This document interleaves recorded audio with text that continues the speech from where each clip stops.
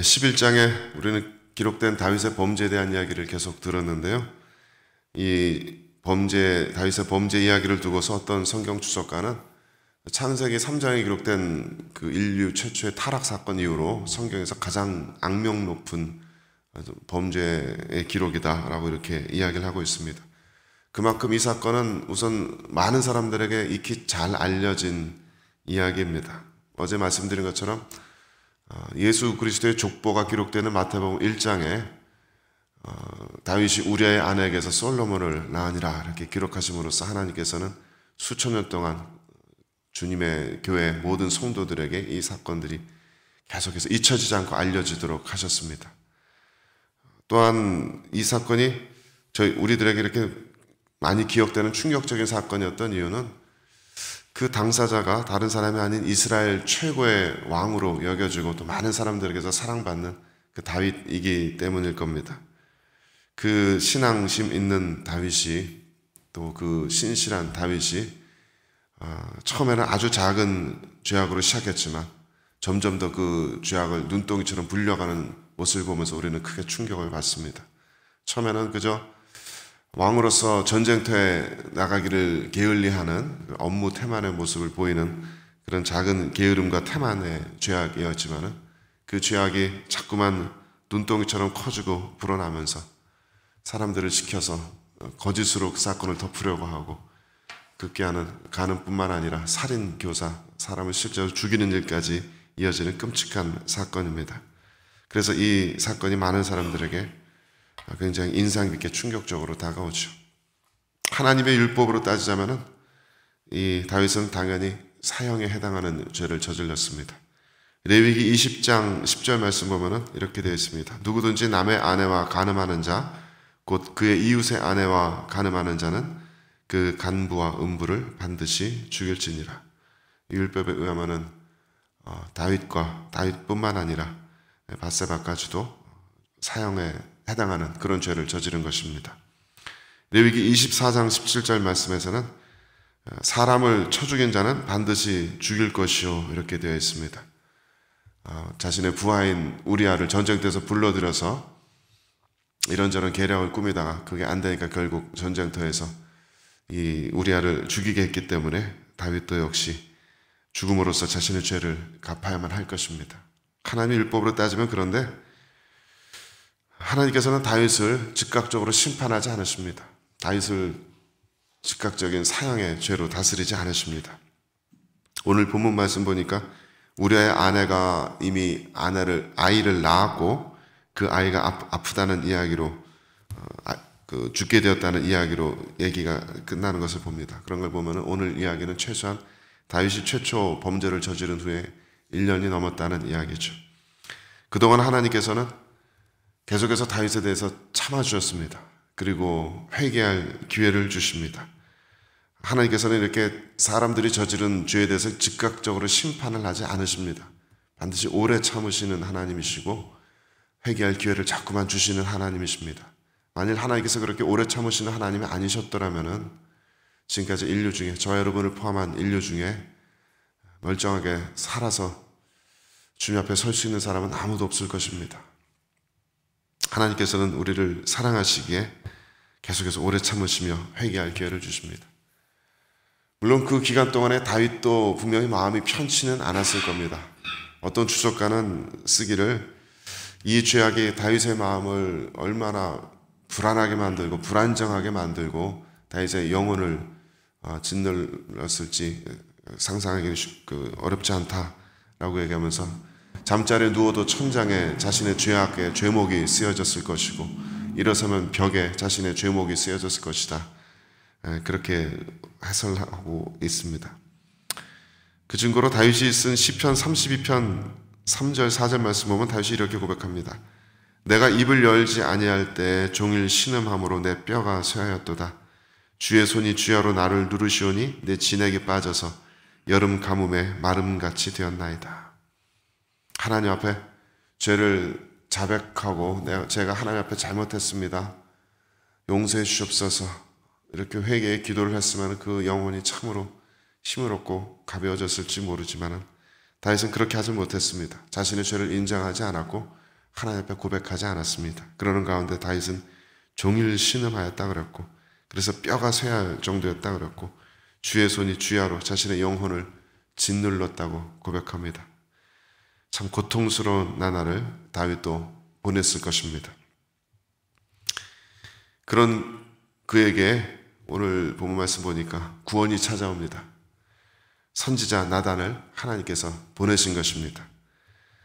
분명히 오늘 1절 말씀에서는 여호와께서 나단을 다윗에게 보내셨다라고 말씀하고 있습니다. 나단이 그냥 이 다윗 왕의 범죄하는 모습을 보고 이 정의감에 사로잡혀서 다윗에게 찾아온 것이 아닙니다. 하나님께서 나단을 다윗에게 보내셨습니다. 그것이 하나님의 죄인을 향하신 사랑의 표현입니다. 죄인이 그냥 죄책감 가운데 짓눌리도록 내버려 두지 않으시고, 사람들의 죄악을, 하나님의 백성들의 죄악을 모른 채 내버려 두지 않으시고, 하나님의 말씀을 통해서, 말씀의 종들을 통해서, 성도들을 통해서 그 죄를 꾸짖어 주십니다. 그 죄가 죄임을 말씀해 주십니다. 깨닫고 스스로 죄를 고백하고 용서받고 죄짐으로부터 노연할 수 있는 기회들을 주십니다. 그것이 하나님의 사랑입니다. 신약 성경에서는 하나님의 말씀을 전하는 메신저를 앙겔로스라고 씁니다. 거기서 천사, 엔젤이라는 단어가 나왔죠. 지금 나단은 사람의 눈으로 보기에는 다윗의 죄를 꾸짖기 위해서 앞에 나서서 다윗과 대적하는 것 같이 보이지만 사실은 다윗을 위한 천사가 되어 있는 것입니다. 하나님께서 보내신 천사가 되어서 하나님의 메시지를 다윗에게 전해주고 있는 것입니다. 물론 거꾸로 나단의 입장에서 보면은 정말 쉽지 않은 일이었겠죠. 얼마든지 그 심정을 짐작할 수 있습니다. 다른 사람도 아닌 왕의 잘못을 직언해야 되는 일이잖아요.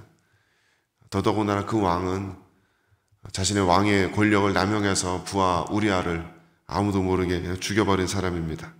만약 이런 얘기를 고지고대로했다가 이 다윗이 하나님의 말씀으로서 이 경고의 말을 받아들이지 않는다면 얼마든지 나단도 우리아처럼 그 자리에서 죽음을 당할 수 있었을 것입니다. 그렇게 생각하면 나단이 다윗 앞에 나가기 전에 얼마나 두려워하며 기도하며 또 결심하며 언어를 신중하게 고르며 주님께 순교적으로 헌신하는 마음으로 다윗 앞에 나갔을지 상상해 보게 됩니다. 그리고 나단은 다윗에게 부자와 가난한 사람의 비유를 들려줍니다. 그리고 다윗이 이 이야기 속에서 아직도 그의 양심이 살아서 악한 것을 악한 것이라고 지적할 수 있는 모습을 보자 7절 말씀 보니까 나단은 당신이 그 사람입니다. You are the man 이라고 외칩니다. 이 말을 들은 다윗이 얼마나 충격을 받았을까요? 얼마나 황당하고 또 부끄러웠을까요? 그 앞에 보면은 이 나단이 들려준 비유의 이야기를 듣고서 다윗이 굉장히 격분하고 있었다고 합니다. 감정적으로 굉장히 격해 있는 상태에서 다른 사람의 죄를 막 격분해서 꾸짖고 있는 와중에 당신이 바로 그 사람입니다 라는 말을 들었을 때 다윗은 그 감정적인 상태에서 자기 방어적으로 나단에게 마구 화를 퍼부을 수도 있었을 것입니다. 주변 사람들 시켜서 당장 이 건방지고 무리한 자를 감옥에 쳐넣으라고 말할 수도 있었을 것입니다. 하지만 놀랍게도 다윗은 이것이 하나님의 말씀임을 알아차립니다. 그리고 그 말씀 앞에 즉시 마음을 낮추고 자신의 죄를 자백합니다. 13절 말씀에 다윗이 나단에게 이르되 내가 여호와께 죄를 범하였노라 이렇게 고백합니다. 이 고백 한마디가 내가 하나님 앞에 죄를 범하였다. 이 한마디가 다윗을 살립니다. 내가 범한 죄가 우리아와 밧세바에게 또 너희 모든 나의 통치를 받는 백성들에게 신하들에게 저지른 죄뿐만 아니라 그것이 하나님께 지은 죄다. 내가 하나님 말씀을 경홀히 여겼다. 이 한마디 덕분에 다윗은 살고 그뿐만 아니라 다윗이 얼마나 위대한 신앙인인지 모든 사람들이 바라볼 수 있게 합니다. 사울 왕도 물론 죄를 지었습니다. 다윗도 죄를 지었습니다. 그래서 똑같습니다. 하지만 사울은 결코 이렇게 하나님의 말씀 앞에 제가 범죄했습니다 라고 이야기하지 않았습니다. 그는 늘 자신의 죄를 변명하게 급급했습니다. 하지만 다윗은 자신의 죄를 인정합니다. 굉장히 쉬운 일이기도 하지만 아무나 할 수 없는 일이기도 합니다. 정말 정직한 용기가 필요한 일이기도 합니다. 저는 정말 하나님 앞에 이 고백을 해본 사람들 앞에서도 자신의 죄를 인정하고 용서를 구할 수 있다고 생각합니다. 거꾸로 이야기하자면 사람들 앞에 자신의 죄를 인정하고 잘못했습니다 라고 말하는 것을 힘들어하는 사람들이 있습니다. 그들은 하나님 앞에서도 결코 자신의 죄를 인정해보지 못한 이들일 것입니다. 이 한마디 덕분에 눈덩이처럼 커져만 가던 다윗의 죄는 이제 여기서 멈추게 됩니다. 그 죄가 더 커져갈 수도 있었죠. 나단을 죽이고 더 강팍해지고 더 악한 사람이 될 수도 있었지만 그 죄가 여기서 멈추게 됩니다. 말씀을 묵상하면서 보니까 죄를 저지르는 데는 참 많은 공범들이 필요합니다. 다윗이 밧세바를 처음 보고서 저 여인이 누군지 알아오너라 부하들을 사람을 보내서 시켰을 때 그 사람도 역시 다윗의 죄의 한 일부가 되었고, 또 요압 장군을 시켜서 요압 장군에게 우리아를 죽이도록 했을 때 요압 장군도 다윗의 공범이 되었습니다.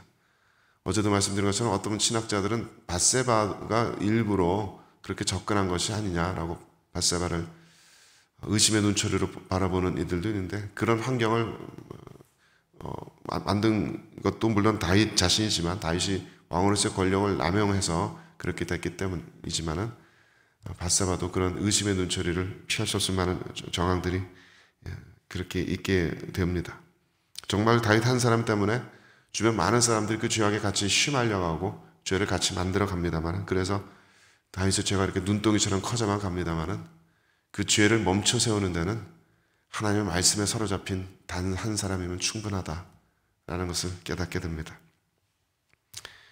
하나님의 말씀에 순종해서 용감하게 다윗 왕 앞에 나가서 이것은 잘못된 일입니다.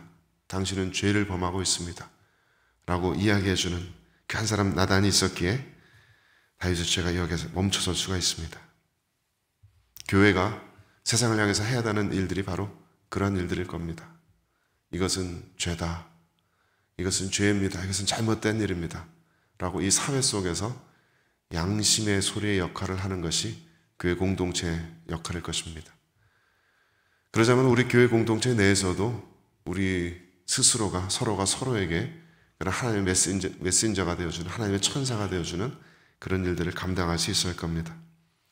처음 전도서를 교회에서 사역을 시작할 때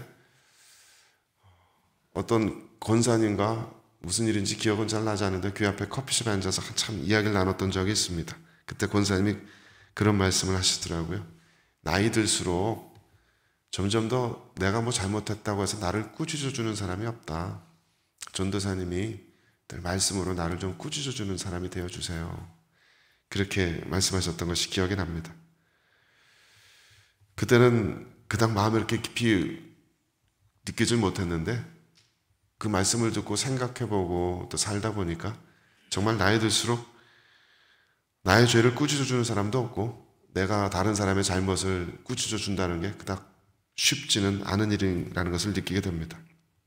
그건 정말 사랑이 필요한 일입니다. 다른 사람과 마주 앉아서 제가 깊이 생각해보고 기도해 봤는데 집사님, 권사님, 장로님 이건 잘못된 일입니다. 이렇게 하시면 안 됩니다. 라고 얘기할 수 있는 것은 정말 쉽지 않은 일입니다. 그 사람을 사랑해야 하는 마음이 있어야 되고 그 사람과의 신뢰와 관계가 있어야 되고 그 잘못을 저지른 사람과 함께 울어줄 수 있는, 함께 울며 기도할 수 있는 그런 마음이 필요한 일입니다. 제가 군매직 미니스트리 사역 처음 시작할 때 같이 그 사역 시작했던 제 또래 친구 목사님이 있습니다. 함께 처음 만나서 교제하고 또 서로의 비전을 맞춰가는 가운데 그 목사님이 먼저 그렇게 얘기해 주시더라고요. 같이 사역하다가 제가 혹시 교만해지는 일이 보이거든 저한테 꼭 좀 얘기 좀 해주세요 목사님. 저도 얘기할 테니까 제가 혹시 잘못된 언행을 보이면 꼭 얘기해 주세요. 그래서 그렇게 하겠다라고 약속하고 내가 잘못한 일이 있더라도 그렇게 얘기해 주세요. 그렇게 이야기하고 동역을 시작했습니다. 함께 동역하는 내내 마음이 참 든든했습니다. 언제라도 내가 잘못했을 때 이야기해 줄 수 있는 그런 목사님이 계시다는 것이, 그런 동료가 있다는 것이 참 가슴 든든한 일이었습니다. 건강한 공동체란, 사랑이 넘치는 공동체란 그저 상대방의 잘못을 무조건 잘했다 덮어주는 그것이 아닙니다. 특히 하나님의 말씀 위에 세워진 공동체는 서로의 잘못을 사랑으로 꾸짖어 줄 수 있는 그런 공동체여야 할 것입니다. 우리 주님께서는 마태복음 18장 15절에서 20절 사이의 말씀에 교회 공동체 내에서 서로에게 죄악이 발견되었을 경우 그것을 어떻게 다뤄야 한다는 원칙을 분명하게 구체적으로 세우셨습니다. 무엇보다도 다른 사람의 잘못을 발견했을 경우에 절대 공개적인 장소에서 그 얘기를 먼저 꺼내지 않습니다. 온라인이건 오프라인이건 이게 뭔가 좀 잘못됐다 싶을 때 절대 공개적인 자리에서 이야기하거나 제3자에게 먼저 이야기하지 않습니다. 먼저 그 사람과 만나서 1대1로 이야기합니다. 그래서 제 생각에는 이게 잘못된 것이 아닌가 싶습니다라고 이야기하고 해명할 기회를 줍니다. 그게 원칙입니다. 하나님 나라의 원칙입니다. 그래도 듣지 않는다면은 두세 사람 증인들과 함께 가서 이야기하라고 했습니다. 저 혼자 이렇게 생각하는 것이 아니고 여기 이분들도 다 이렇게 생각합니다. 집사님, 장로님, 권사님, 목사님, 이건 잘못된 일인 것 같습니다. 그래도 듣지 않으면 교회의 치리에 맡기라고 했습니다. 그것이 주님께서 우리 교회 공동체에 주신 원칙입니다. 누가 잘못한 것 같다고 저한테 쪼르르 와서 일르지 마십시오. 다른 사람에게 그 얘기 하지 마십시오. 먼저 그 사람에게 가서 1대1로 이야기하십시오. 선지자 나단이 된 심정으로 기도 막 하시고 아주 신중한 언어로 조심스럽게 배려와 존중과 사랑을 담아서 이야기하십시오. 제가 잘못한 것이 보이다면 저에게 그렇게 말씀해 주시길 부탁드립니다. 공개적인 장소에서 그렇게 먼저 이야기하지 마시고요. 제3자에게 이야기하지 마시고요. 저에게 먼저 와서 이야기해 주시면 정말 감사하겠습니다. 저도 그렇게 하도록 노력하겠습니다. 저로서도 그것이 분명히 쉽지 않은 일이겠지만 저도 노력하겠습니다. 함께 노력할 수 있게 되길 바랍니다. 하나님의 말씀 위에 세워진 공동체라면 하나님의 그 말씀들이 우리의 법이 되어야 합니다. 우리의 원칙이 되어야 합니다. 꼭 어떤 거창한 눈에 띄는 계명을 지키는 것만 하나님의 말씀에 순종하는 것이 아니고 하나님의 말씀 하나하나 위에 우리들의 삶을 세워가는 것이 하나님의 말씀에 순종하는 길입니다. 그래서 우리가 서로가 서로에게 하나님의 선지자가 되고 하나님의 천사가 될 수 있게 되길 바랍니다. 그런 일들이 이루어질 때 서로가 서로에게 얼마나 든든한 동역자가 되겠습니까? 주님의 말씀의 반석 위에서 성령의 도우심 아래 우리가 서로에게 든든한 그런 동역자가 되고 그러한 신앙 공동체가 될 수 있게 되기를 주님의 이름으로 간절히 축원드립니다. 우리 함께 기도하겠습니다.